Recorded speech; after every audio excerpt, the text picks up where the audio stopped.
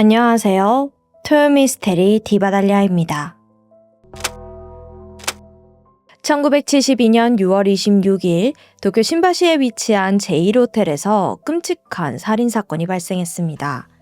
당시 이 호텔은 도쿄에서도 손꼽히는 고급 호텔로 국내외 관광객들 사이에서 큰 인기를 끌고 있었죠.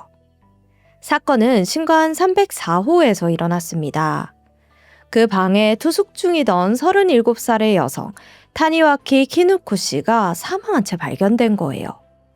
그녀는 알몸 상태로 바닥 카펫 위에 쓰러져 있었고 그 위로 호텔의 유카타, 그녀의 원피스, 점프수트가 덮여 있었죠. 그런데 이상하게도 현장은 너무나도 깨끗했어요. 욕실이나 침대에는 사용의 흔적이 전혀 없었고요. 방문에는 방해금지 카드가 걸려 있었죠.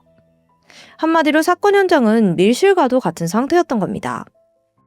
타니와키 씨 시신에는 이 명백한 타살의 흔적이 발견되었는데요. 이 목에는 손이나 넓은 끈으로 졸린 자국이 있었고 온몸에는 피하 출혈이 나타나 있었죠. 이를 근거로 경찰은 그녀가 범인에게 강하게 저항했을 것으로 판단했습니다. 이후 부검에서는 이 몸 안에서 범인의 것으로 추정되는 정액이 검출되었는데 충격적인 사실은 이 성행위가 타니와키 씨가 사망한 이후에 이루어졌을 가능성이 높다는 점이에요.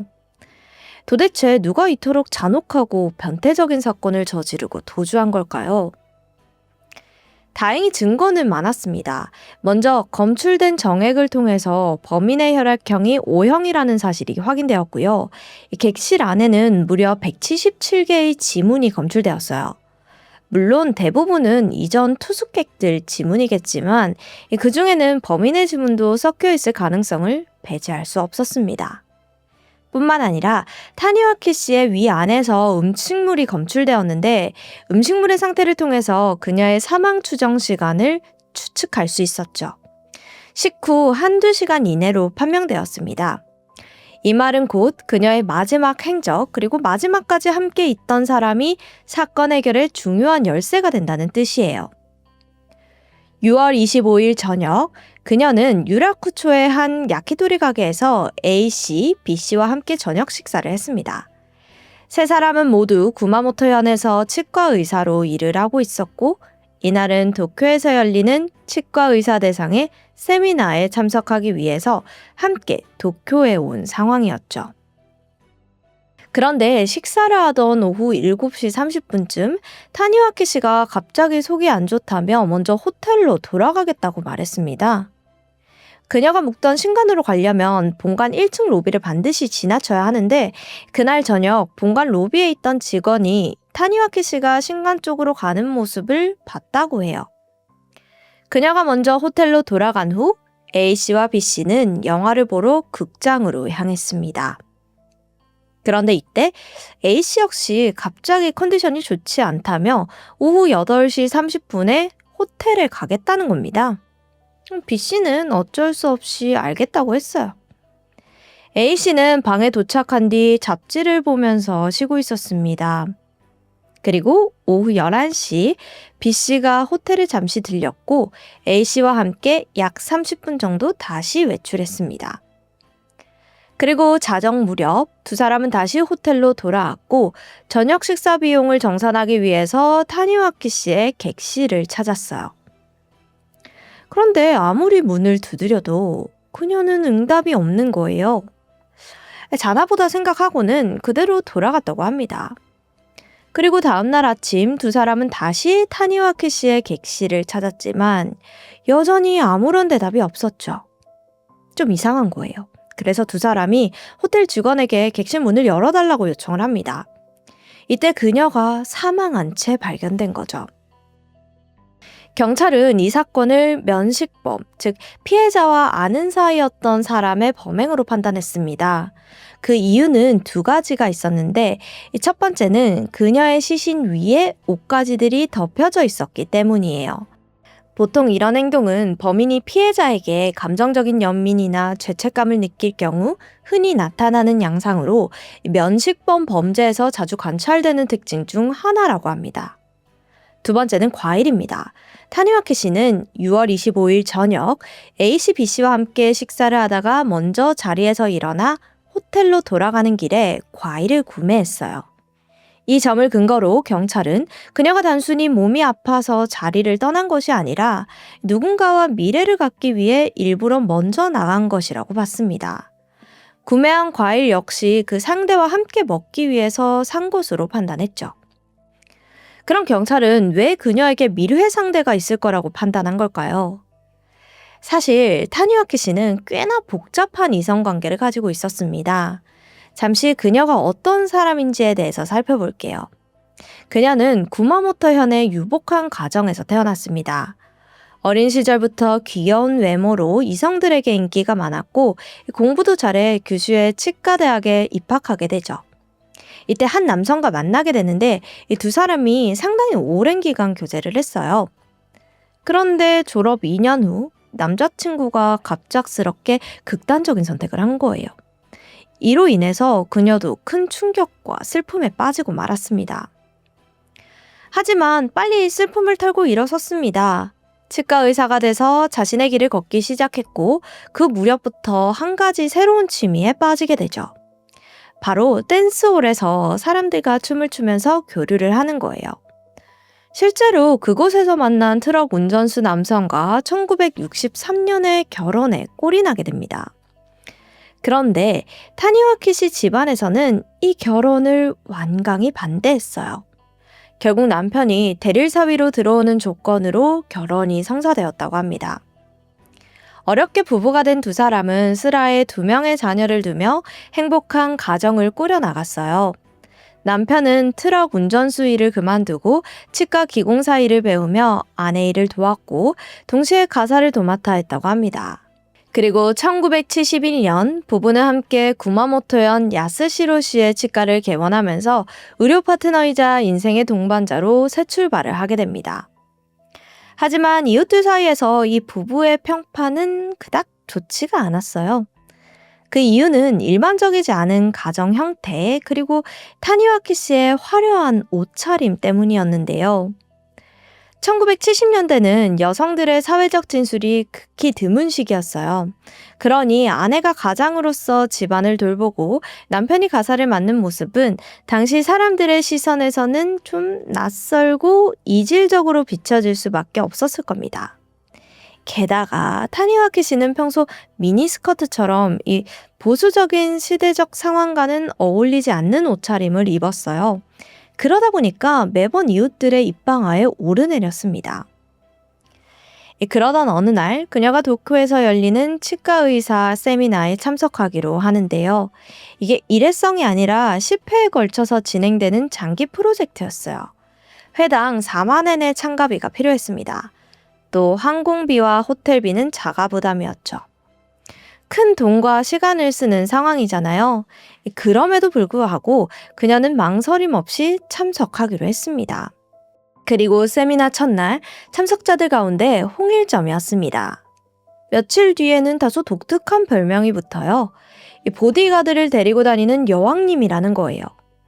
그 이유는 그녀가 세미나에 참여하는 진짜 목적이 커리어를 위한 것이 아닌 도쿄 곳곳의 댄스홀을 순회하기 위함이라는 소문이 돌았기 때문이었습니다.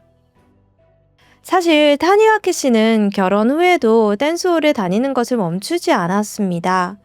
그녀는 구마모토처럼 비교적 한산한 지역보다는 도쿄에 훨씬 더 많은 댄스홀이 있을 거라고 생각을 했고 의사 커리어에 도움도 되면서 정기적으로 도쿄에도 갈 수 있는 기회를 만들기 위해서 이 세미나에 참여하기로 한 거죠.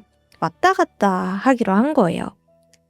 그리고 세미나 일정이 다가오면 그녀는 늘 캐리어에 댄스홀에서 입을 화려한 의상, 슈즈, 속눈썹 등을 잔뜩 챙겼습니다. 물론 불참하거나 의사 일을 소홀히 한 건 아니었어요. 사건 당시에도 그녀는 의료기기를 구매할 목적으로 거액의 현금을 호텔 프론트에 맡겨둔 상태였거든요. 하지만 세미나 이외의 시간에는 도쿄 내의 수많은 댄스홀을 돌아다니며 자신의 취미 생활을 즐겼습니다. 이 같은 타니와키 씨의 사생활을 토대로 경찰은 그녀가 댄스홀에서 만난 미래 상대에게 범행을 당했을 거라 생각했습니다. 때문에 이 그녀와 댄스홀에서 만난 적이 있다는 사람들을 전원 용의선상에 올려 조사를 진행했죠. 특히 타니와키 씨와 댄스 파트너로 자주 만났다는 인물을 중심적으로 조사했지만 그에게는 알리바이가 있어 수사는 진전되지 않았습니다. 하지만 이 외에도 경찰이 용의자로 지목한 인물은 무려 3명이나 더 있었습니다. 그중 가장 유력한 용의자는 당연히 A씨와 B씨였어요. 그 중에서도 사건 당일 오후 8시 30분에 호텔로 돌아간 A씨를 강하게 의심했습니다. A씨가 호텔로 돌아간 시간이 마침 그녀의 사망 추정 시간과 정확하게 일치했거든요. 그 시간대의 그의 행적 역시 객관적으로 확인된 바가 없었고요. 하지만 예상과는 달리 A씨와 B씨는 너무나도 허무하게 용의선상에서 벗어나게 됩니다.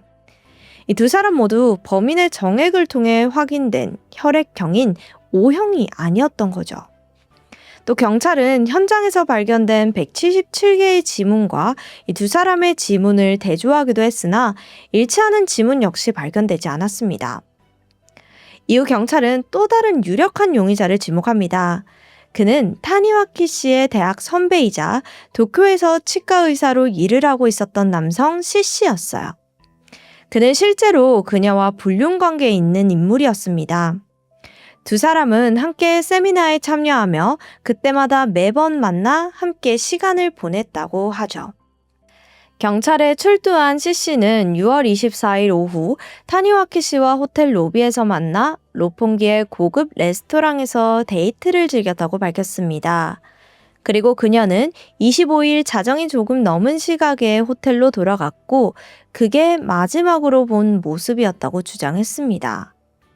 실제로 A씨와 B씨에게 확인한 결과 타니와키 씨는 친척집에 들릴 일이 있다는 이유로 이 두 사람과는 다른 비행기를 타고 조금 먼저 도쿄에 도착을 했다고 해요. 하지만 그녀가 말한 친척은 사실 C씨였던 거죠. 경찰이 그토록 찾던 타니와키 씨의 미래 상대입니다. 하지만 결정적인 문제는 C씨에게도 이 명확한 알리바이가 있다는 점이에요.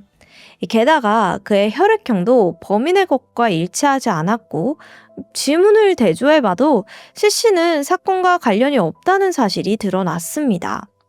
결국 그는 의심은 받았지만 용의선상에서 제외될 수밖에 없었죠. 경찰은 포기하지 않았습니다. 의료기구 영업사원, 치과대학 교수 등 타니와키 씨와 조금이라도 관련이 있다 싶은 사람들은 이 모조리 용의선상에 올렸습니다. 경찰이 지문을 대조한 인원수만 해도 무려 5만 4천 명에 달한다고 하니 이 수사가 얼마나 광범위하게 이루어졌는지 짐작할 수 있죠. 하지만 안타깝게도 과학 수사 기술의 한계와 CCTV 설치도 미비했던 시대적 배경 속에서 이 수사는 더 이상 나아가지 못했습니다. 그렇게 이 사건은 2002년 공소시효 만료와 함께 영구 미제 사건으로 남고 말아요. 이 사건에는 풀리지 않은 의문점들이 몇 가지 있습니다. 첫째, 타니와키 씨가 홀로 숙소로 돌아간 25일 오후 7시 30분, 그녀가 묵었던 객실 인근의 투숙객들이 살려줘! 도와줘! 같은 이 비명 소리를 들었다고 경찰에 진술했습니다. 하지만 그 누구도 이 경찰이나 호텔을 신고하지 않았대요. 그 이유는 과격한 성관계로 인해 발생한 소음이 아닐까 판단했기 때문입니다. 이 소리는 정말로 타니와키 씨의 객실에서 들려온 소리일까요? 만약 그렇다면 실제 위험을 알리는 비명이었을 가능성이 매우 높습니다. 둘째, 만약 타니와키 씨가 정말로 미래 상대를 만나기 위해서 호텔로 향한 거라면 욕실을 사용했을 가능성이 매우 높아요. 하지만 앞서 언급했듯 객실의 욕실이나 침대에는 사용의 흔적이 전혀 발견되지 않았잖아요. 그럼 이 말은 타니와키 씨는 객실에 들어가자마자 살해를 당했을 가능성이 높다는 겁니다. 그렇다면 우발적인 살인이 아닌 사전에 계획된 원한 살인일 가능성은요? 물론 그녀의 복잡한 이성관계로 치정으로 얽히는 가능성은 있지만 수사를 통해 드러나지는 않았습니다. 셋째, 그렇다면 범인이 일면식도 없는 하룻밤 놀이 상대였을 가능성도 있지 않을까요? 경찰이 이렇게 생각한 이유는 바로 타니와키 씨가 사망한 이후에 성관계가 이루어졌다는 부검의의 분석 때문이었습니다. 만약 범인이 밀회 혹은 불륜 상대라면 굳이 사후에 이런 일을 벌이진 않았을 거라고 생각했기 때문이었죠. 게다가 경찰이 분석한 바로는 그녀가 워낙 이성관계에 개방적이었기 때문에 그날 밤 호텔로 돌아가는 길에 우연히 만난 남성과 함께 들어갔다가 참변을 당했을 가능성도 배제할 수는 없었어요. 하지만 성관계를 목적으로 만난 남성이 범인이라면 왜 욕실이나 침대 사용 흔적이 전혀 남지 않았는가 하는 의문이 남습니다. 모순적이죠. 때문에 경찰은 타니와키 씨가 이상 취향의 범죄자에게 미행당했거나 단순히 무차별 범죄의 희생양이 되었을 가능성도 고려하게 됩니다. 당시에는 CCTV도 없던 시기였기 때문에 경찰의 추측대로 그녀가 묻지마 범죄의 피해자라면 범인을 찾는 것은 말 그대로 서울에서 김서방 찾기나 다름없는 일이에요. 넷째, 사건 당시 타니와키 씨의 가방 안에 있던 현금이 전부 도난당한 상태였습니다. 이 정황만 놓고 보면 강도 살인일 가능성도 충분히 의심해 볼 수 있죠. 하지만 문제는 이 도난당한 금액이 너무나도 적었다는 점이에요. 앞서 언급했듯 타니와키 씨가 의료기기 구매를 위한 현금은 호텔 프론트에 맡겨놓았기 때문에 범인이 손을 댈 수 없었을 겁니다. 당시 제1호텔은 고급 호텔이었기 때문에 투숙객의 금품을 노린 범죄가 발생할 가능성 자체는 존재했어요. 하지만 이미 살펴본 여러 정황들로 봤을 때 그녀가 우연히 범행 대상이 된 거라면 범인을 찾는 일은 불가능에 가까운 일입니다. 이 사건은 당시 언론에 큰 주목을 받았습니다. 많은 언론사들은 시대상과 맞지 않았던 개방적인 성향의 타니와키 씨를 자극적인 소재로 삼아 여왕님, 여자 치과의사의 자유분방한 프라이버시, 남편도 몰랐던 두 아이 어머니의 사생활 등의 타이틀로 연일 보도를 이어갔죠. 하지만 그녀의 행동이 윤리적, 도덕적으로는 비판의 여지가 있다고 하더라도 그것이 그녀가 살해당할 이유가 되지는 않습니다. 어찌 보면 당시 언론은 타니와키 씨에 대해 2차 가해를 저지른 것이나 다름없습니다. 만약 당시 언론이 사건의 본질에 초점을 맞추어서 보도를 했더라면 범인 검거에 조금이나마 도움을 줄 수 있지 않았을까요? 이미 50여 년 가까이 지난 이 사건은 여전히 일본의 미해결 사건으로 종종 화두에 오르고 있으며 사건 현장인 제1호텔은 리모델링 후 현재까지도 영업 중이라고 합니다. 지금까지 디바달리아였습니다. 안녕하세요. 토요미스테리 디바달리아입니다.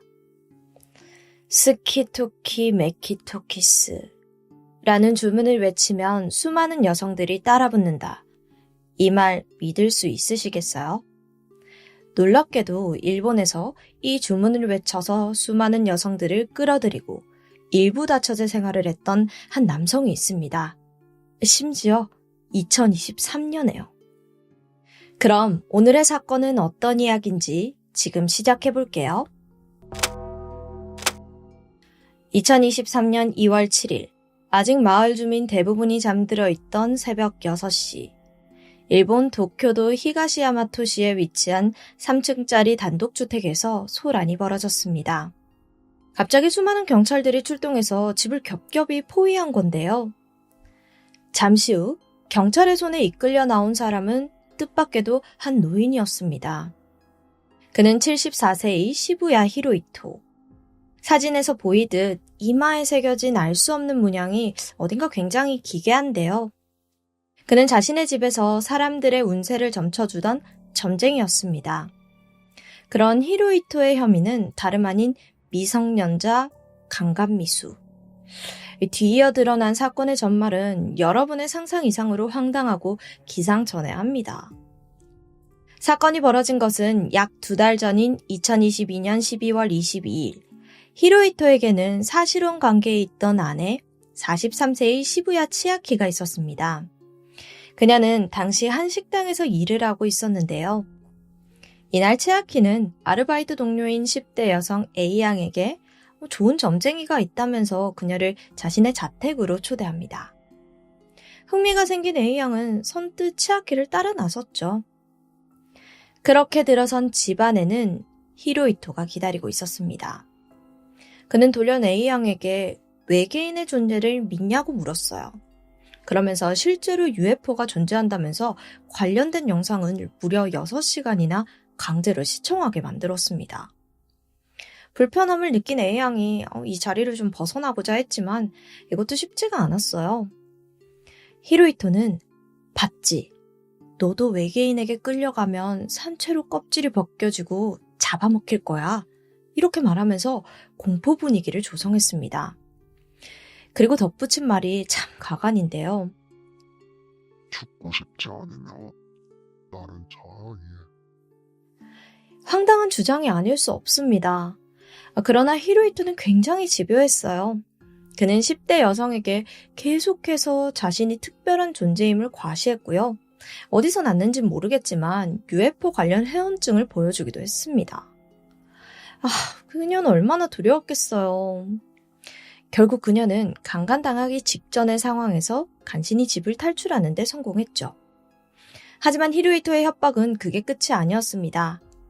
만일 경찰에 신고할 경우 네가 큰 화를 입을 거라는 경고였죠. 다행히 집으로 돌아간 A양은 한동안은 두려움에 떨면서 그날 일을 숨길 수밖에 없었습니다. 하지만 고민 끝에 가족에게 이 사실을 알렸고 마침내 가족의 신고로 경찰이 출동했던 겁니다. 경찰이 자택에 방문했을 때 히로이토는 체포당하지 않으려고催涙스프레이를 뿌리면서 저항을 했는데 그 모습이 진짜 비굴한 모습이었다고 해요. 사건은 금세 언론을 통해 전해졌습니다. 70대 점쟁이가 미성년자를 유인해서 성폭행하려는 것도 충분히 역겨워요. 하지만 사건에는 또 다른 의구심이 있었죠. 바로 공범이었던 40대 여성 시부야 치아키. 자, 이 둘의 관계를 조금 더 살펴보면은 정확히는 둘은 과거 결혼을 했다가 현재는 이혼한 상태예요. 그러니까 전처인 거죠. 그런데도 한 집에 사는 기묘한 관계. 게다가 30살에 가까운 나이 차이까지 나는데 도대체 치아키는 왜 70대 전 남편 곁에 남아서 그의 범행을 적극적으로 돕고 있었던 걸까요? 그 의문은 곧 히로이토의 과거를 통해 밝혀졌습니다. 사실 그는 당시로부터 17년 전 또 다른 사건으로 일본을 발칵 뒤집어 놓은 범죄 사건의 용의자였습니다. 2006년 1월 한 20대 여성이 남성으로부터 협박을 받고 있다며 경찰에 신고를 했었는데요. 당시 그녀는 용한 점쟁이가 있다는 지인의 권유로 한 가정집에 방문하게 되었습니다. 그곳이 바로 히로이토의 집, 일명 히로하우스였습니다. 그런데 그녀는 점쟁이로부터 천청병력 같은 말을 듣게 돼요. 바로 남자친구가 객사하게 된다는 예언이었죠. 여성은 겁에 질려가지고 자신이 무엇을 할 수 있는지 물어봤습니다. 돌아오는 대답은 남자친구를 지키려면 나와 잠자리를 가져야 한다. 대답이 이래요. 그러면서 히로이토는 자신의 정자에 사람을 구할 힘이 있다는 헛소리를 늘어놓기까지 합니다. 당연히 씨알도 안 먹히죠. 여성이 그냥 돌아가려고 하자 히로이토는 그녀를 붙잡았죠. 그리고는 지금 이대로 가면 너도 죽거나 사고를 당한다며 계속해서 그녀를 협박하는 겁니다. 그녀는 간신히 히로하우스를 빠져나왔고 바로 경찰에 신고를 했어요.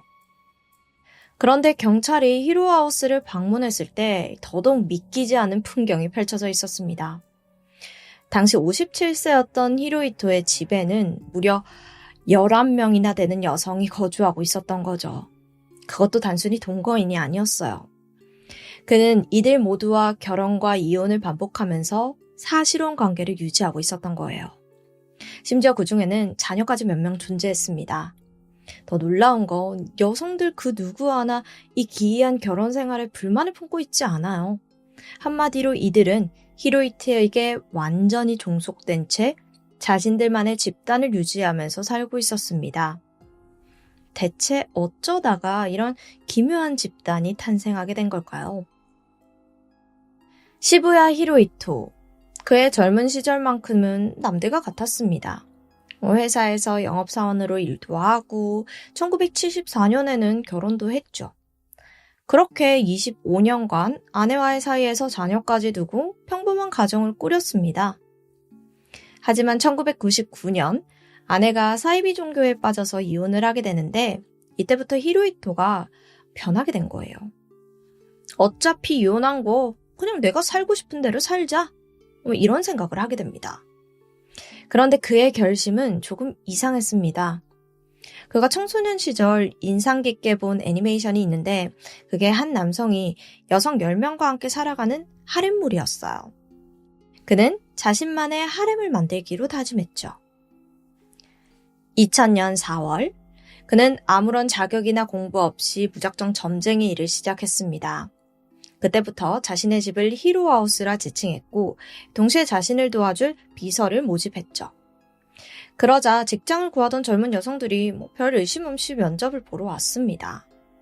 그때부터 히로이토는 외계인에게 잡아먹히고 싶지 않으면 여기서 살아라. 내 정자는 지옥에서 널 구할 힘이 있다. 이렇게 가스라이팅을 하기 시작합니다. 근데 아마 처음부터 무작정 여성들을 협박하진 않았을 것 같아요. 통하지도 않았을 거고요. 처음엔 친근하게 여성들을 도와주며 접근했습니다. 그리고 정말 그녀들을 걱정하는 척 이 교묘한 가스라이팅을 시작한 거죠. 그의 집에는 수많은 최면술 관련 서적이 있었는데 아마 최면까지 동원된 것으로 보입니다. 그렇게 안타깝게도 세뇌당한 여성들은 히로하우스에 머물면서 공동생활을 시작했어요. 처음에 한 명이 넘어오자 2명, 3명, 4명 늘어나는 것은 순식간이었습니다. 물론 일본은 일부 다처제가 허용되지 않는 국가입니다. 그래서 그는 복수의 여성들과 혼인신고와 이혼을 반복하면서 최대한 많은 전처를 두고자 했죠. 이때 혼인기간은 평균 50일, 심지어는 단 9일만 혼인한 여성도 있었습니다. 그리고 여성 대부분이 이혼 후에도 히로이토와 함께 동거를 했고요. 아무리 가스라이팅을 당했다고 해도 이게 참 쉽사리 이해가 되질 않는데요. 경찰도 이해가 되지 않으니까 물어봤죠. 그러자 그는 자신의 비법에 대해서 이렇게 설명했습니다. 어느 날 꿈을 꿨는데 꿈속에서 인기가 많아지는 주문을 게시받았어요. 스키토키 메키토키스 라는 주문을 외치면 많은 여성들이 저절로 모였죠. 그의 이 어이없는 변론은 일본 내에서도 큰 화제가 되었습니다. 전문가들에 따르면 히로이토는 다른 사람보다 타인의 심리를 간파하는 데 능숙한 것 같다고 해요. 오랜 기간 영업 그리고 점쟁이 일을 한 덕이었죠. 그래서 그는 어떻게 하면 이 타인을 자신에게 종속시킬 수 있는지 알았습니다. 특히 그의 수법은 사람들의 불안을 부추기는 것이었어요. 그렇게 결국 상대를 자신에게 의지하게 만드는 거죠. 그의 생활을 살펴보면 평소 집에서 커튼을 닫고 검은 두건을 쓴 채 생활을 했고요. 또 테이블에는 수정구슬을 놓고 신비로운 분위기를 연출했죠. 그런 분위기 속에서 그는 주기적으로 여성들의 운세를 봤습니다. 결말은 늘 같았어요. 너에게는 악령이 붙어 있다. 재령을 위해 나와 공동생활을 해야 한다. 여기서 들은 것은 누구에게 전하면은 아프거나 사고로 죽게 된다. 그 말들로 여성들을 세뇌해서 자신의 부인으로 만들었습니다. 그리고 그 숫자가 점점 늘어서 지금과 같은 일부 다처제 형태가 된 거고요. 그렇다면 왜 여성들은 그건 단 한 번도 경찰에 신고하지 않았던 걸까요? 많은 사람들은 여성들이 협박 때문이라고 생각을 했지만 놀랍게도 실상은 그렇지 않았습니다. 여성들은 오히려 그 공동체 속에서 도망칠 의지가 아예 없었어요. 긴 세뇌 속에 마음이 완전히 닫혀버린 거죠. 특히 이들은 공통적으로 운세, 점 이런 거를 맹신하는 경향이 있었습니다. 그렇게 점쟁이인 그를 마치 교주처럼 믿고 따르는 거였고요. 게다가 이들의 생활은 꽤나 안정적이었습니다. 여성들은 자발적으로 공동 규칙을 만들었고 히로히토는 아내가 된 여성들에게 자택과 토지를 배분해서 증여했죠. 그리고 매월 아내들에게 공출금이라는 명목으로 80만 원을 바치도록 했습니다. 그러면 일을 해야 하잖아요. 이들은 매일 아침 함께 일을 나갔죠. 이웃들은 이들이 마치 일벌 같다고 기억했습니다. 모자를 쓰고 후드를 덮고 그 위에 마스크까지 써서 꽁꽁 싸맨 모습의 여성들이 자전거나 봉고차를 타고 출근하는 모습이 포착되었거든요. 얼굴에 표정은 전혀 없었고요. 직장이 없는 여성들은 가사활동으로 역할을 분담했습니다. 매일 엄청난 양의 빨래를 하거나 아이들을 돌보는 시기였죠. 이 집에서 유일하게 먹고 노는 사람은 시부야 히로히토 뿐이었습니다. 그리고 그가 세운 몇 가지 규칙들이 있어요. 아내들은 대부분 허리까지 오는 긴 머리에 미니스커트 같은 복장이어야 하고요. 5시 이후에 외출하는 것은 금지입니다. 밤길이 위험하다는 이유로요. 그리고 저녁 7시에는 모두가 모여 함께 식사를 하고 규칙적인 생활을 유지해야 합니다. 이들의 생활은 굉장히 안정적이었어요. 아내들이 열심히 일을 한 덕인지 꽤나 부유했거든요. 다 같이 하와이 여행을 가거나 초등학생이 된 아이들은 학비가 비싼 국제학교에 다니죠. 물론 여성들 중에서는 딸을 걱정해서 직접 히로하우스를 찾아온 가족들도 있었습니다. 20대 젊은 딸이 50대 중년 남성과 결혼을 했는데 심지어 그게 일부 다처제 공동생활이라면 그 어떤 부모가 받아들일 수 있겠어요. 하지만 그때마다 정작 당사자, 그러니까 본인이 떠나는 것을 완강히 거부했습니다. 그럼 부모 또한 손을 쓰지 못하고 내쫓길 수밖에 없었죠. 아무래도 여성들 또한 이곳은 안전하다라는 식의 사고가 굳어진 것으로 보입니다. 이런 히로하우스의 실체가 드러난 게 아까 앞에 말씀드렸듯이 2006년인데 이때 히로히토에게 협박을 당한다는 신고였습니다. 때문에 시부야 히로히토는 당시 협박과 강요죄로 징역 1년 6개월형의 집행유예 4년의 판결을 받았죠. 하지만 놀랍게도 그 이후 달라진 건 아무것도 없었습니다. 히로히토의 주장에 따르면 그는 여성들에게 너희 친가로 돌아가라. 나 이제부터 혼자 살겠다고 제안을 했다고 합니다. 하지만 되려 여성들이 이걸 거절했고요. 11명의 아내 중 2명 정도만 집을 떠났을 뿐 나머지는 여전히 공동생활을 유지했습니다. 그렇게 히로히토는 17년이 흐른 2023년까지도 이 기묘한 동거를 유지할 수 있었던 거예요. 당시 많은 언론사에서 여성들을 직접 인터뷰하기도 했습니다. 왜 히로히토와 결혼했냐는 질문에 히로히토는 거짓말을 하지 않는다. 신뢰할 수 있다가 돌아오는 대답이었습니다. 글쎄요, 외계인에게 잡아먹히지 않으려면 자신과 잠자리를 해야 한다는 남성의 말에 완전히 세뇌되어 버려서 그야말로 사이비교주에 사로잡힌 피해자들의 모습입니다. 여성들이 피해 사실을 깨닫지 못한다고 해도 죄가 사라지는 것은 아닙니다. 게다가 앞서 체포된 치아키처럼 또 다른 어린 여성들을 깨어내서 제3의 피해자를 만든 건 더 큰 문제이기도 하고요. 히로히토는 그저 자신의 욕망을 채우기 위해서 여성들을 협박해 가스라이팅한 범죄자일 뿐입니다. 시부야 히로히토와 시부야 치아키가 어떤 처벌을 받게 될지는 전해진 바가 없습니다. 한동안 일본 언론은 그에게 일명 하렘남이라는 자극적인 별명을 붙여 소개했습니다. 일부 남성들 사이에서는 자신의 판타지를 이루어낸 용자처럼 비춰지기도 했고요. 그러나 그는 미성년자, 성인을 가리지 않고 성적으로 착취한 악질 변태 범죄자, 단지 그뿐입니다. 지금까지 디바달리아였습니다.